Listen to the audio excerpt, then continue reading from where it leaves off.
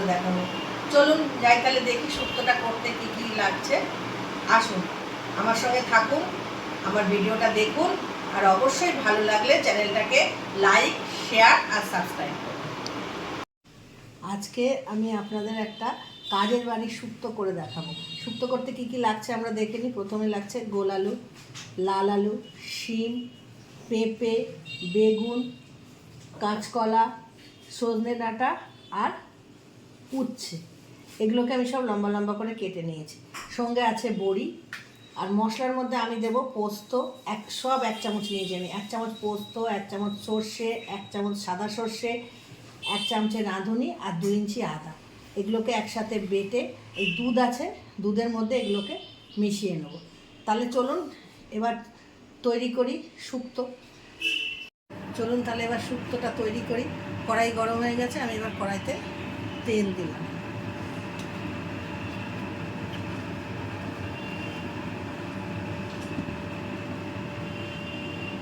তেলটা গরম হলে আমি প্রথমে বড়িগুলোকে ভেজে নেব।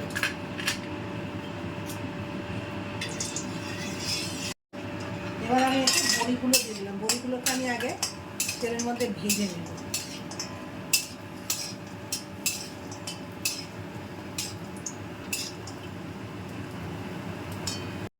দেখুন আমি বড়িগুলোকে লাল করে ভেজে নিলাম। ঠিক আছে, এবার বড়িগুলো তুলে নেব।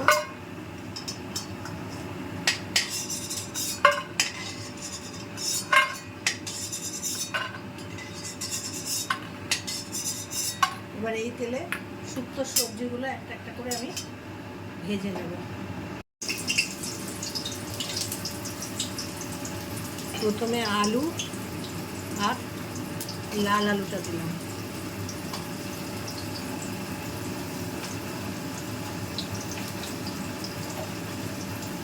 এগুলো একটু নুন দিয়ে আমি ভেজে নেব।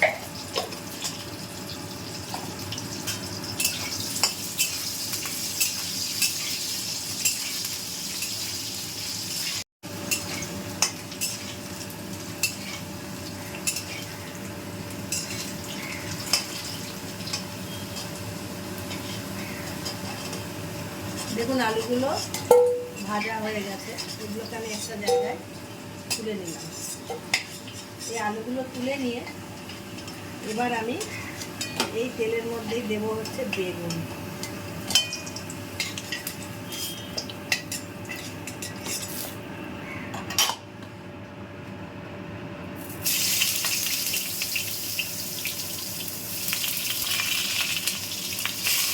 এগুলো ভাজা হয়ে গেছে। হ্যাঁ, এবার আমি এই তেলটার মধ্যে আর তেল দেবো না। এই তেলটার মধ্যে আমি এবার 2 চামচ 5 ফোড়ন দিলাম আর দিলাম একটা তেজপাতা।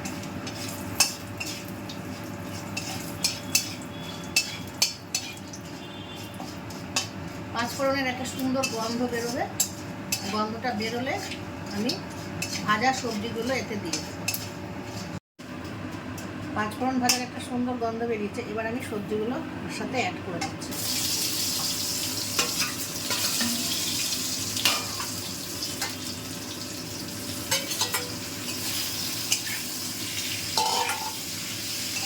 আমি খুব চেষ্টা করি কম তেলে রান্না করার। আর আমি এটা করেছি সর্ষের তেল দিয়ে। মানে এই জিনিসগুলো সাদা তেলে ভালো আসে না, ভালো হয় না। ছোটোবেলায় যখন আমার বাড়িতে শুক্তো রান্না হতো তখন শুক্তো খাওয়ানোর জন্য মা, ঠাকুমা সবাই পিছনে পড়ে থাকতো, কিন্তু একটুও মুখে দিতাম না। এখন দেখতে দেখতে প্রায় আমার বয়স 60 বছর হতে চলছে। এখন মা, ঠাকুমা তাদের এই রান্নাগুলো খুব আমি মিস করি। আমি চেষ্টা করি সেগুলো করার। অ্যাটলিস্ট আমার ঠাকুমা তো ভীষণ ভালো রান্না করতেন। এবার আমি এই ভাজাতে হলুদ দিলাম আর দেবো আন্দাজ মতো নুন, কারণ আমি সব সবজিগুলো ভাজার সময়তে একটু করে নুন দিয়েছিলাম, সেই জন্য আমি নুনটা একটু কমই দেবো, পরে আবার দেখে নুন দেবো।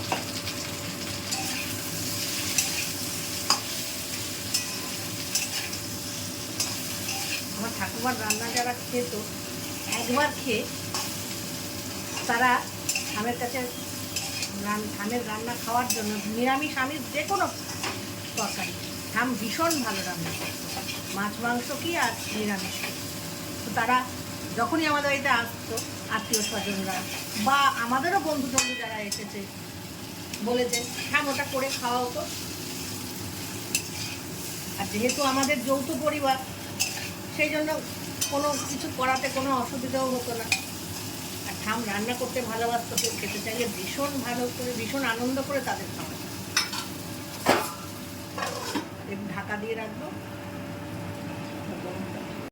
দেখুন আমার তরকারিগুলো মোটামুটি একটু কড়াইয়ের মধ্যে নাড়াচাড়া হয়ে গেছে। আমি বেগুনটা দিইনি, কারণ বেগুনটা খুব তাড়াতাড়ি গলে যায়, তো সেই জন্য আমি বেগুনটা পরের দিকে দেবো। এবার আমি গরম জল দিয়ে দিলাম।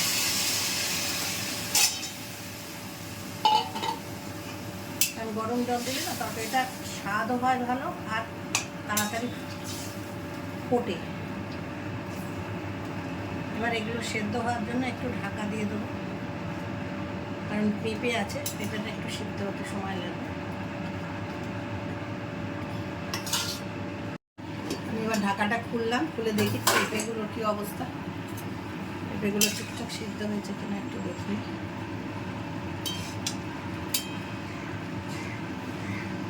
হ্যাঁ, পেঁপে সেদ্ধ হয়ে গেছে।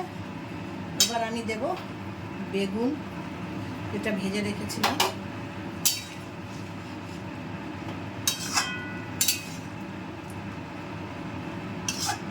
আর দিয়ে দেবো ভেজে রাখা বড়িটা।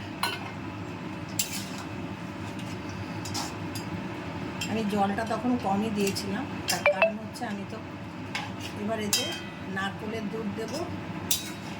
আর যেটা দেব সেটা হচ্ছে যে মশলাটা আপনাদের আমি দেখিয়েছিলাম, সেই মশলাটাকে দুধে গুলে দেব।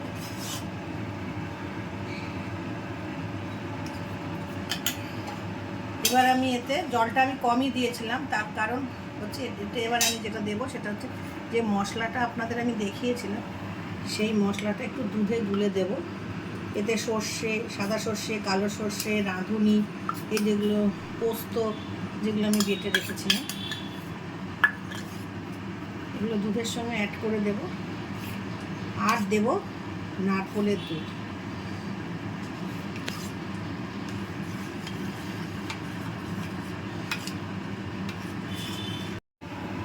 মশলা দিয়ে যে দুধটা গোলালাম বা দুধ দিয়ে যে মশলাটা গোলালাম, সেটা দিয়ে আমি এবার একটু আস্তে আস্তে নাড়াচাড়া করব। যেহেতু বড়ি আছে, বড়িটা আবার একটু সিদ্ধ হোক, করে আমি এতে মিষ্টি দেব। দেখুন আমার বড়িও সিদ্ধ হয়ে গেছে।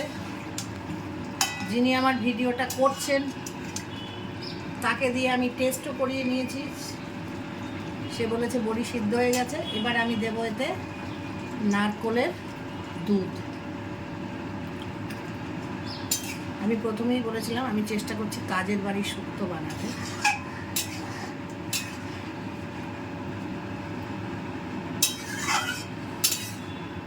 এবার আরেকটু ফোটাবো। আচ্ছা, আমি তার মধ্যে একটু চিনি দেবো, কারণ শুক্তোতে একটু মিষ্টি মিষ্টি হবে। এই চামচের 2 চামচ আমি চিনি দিলাম, 2.5 চামচ মতো।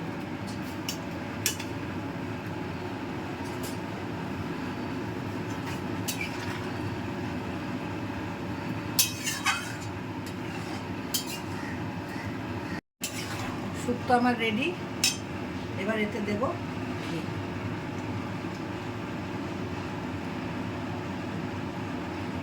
অল্প একটু ঘি দিয়ে আমি এবার গ্যাসটা বন্ধ করে একটু ঢাকা দিয়ে রাখবো, যাতে ঘিয়ের গন্ধটা সব কিছুর মধ্যে ঢোকে।